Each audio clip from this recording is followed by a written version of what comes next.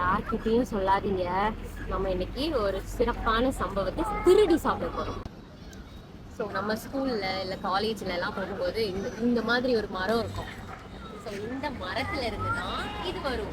நம்ம ஃபாரின்ல எல்லாரும் ஆல்மண்ட் சாப்பிடுவாங்க. நம்ம இந்தியன்ஸ் எல்லாம் இதுதான் நமக்கு ஆல்மண்ட். இன்னைக்கு நான் இந்த மரத்தை பார்த்ததுமே எனக்கு சின்ன வயசு ஞாபகம் தாங்க வந்துச்சு.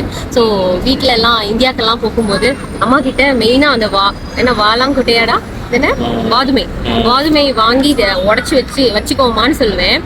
கடைசியில் இன்னைக்கு டார்ஜால இப்படி ஒரு மரத்தை நான் பார்த்துட்டேன். இன்னைக்கு இதை எக்ஸ்பெரிமெண்ட் பண்ணிடலாமா? அதுக்காக இவ்வளவு வாடி திருடி வச்சிருக்க? இவ்வளவு திருடினது போதுமா இல்ல இன்னும் வேணுமா? இன்னுமே வேணும். ஆனா அதை அடிக்கிறதுக்கு சுத்தியில இருந்தா கொஞ்சம் நல்லா இருக்கும். இந்த கல்லு கிடைச்சதே பெரிய விஷயம். இப்போ இதை வச்சு நம்ம வாட்ச்மேன் வந்தானா செருப்பாலே அடிக்க போறான்.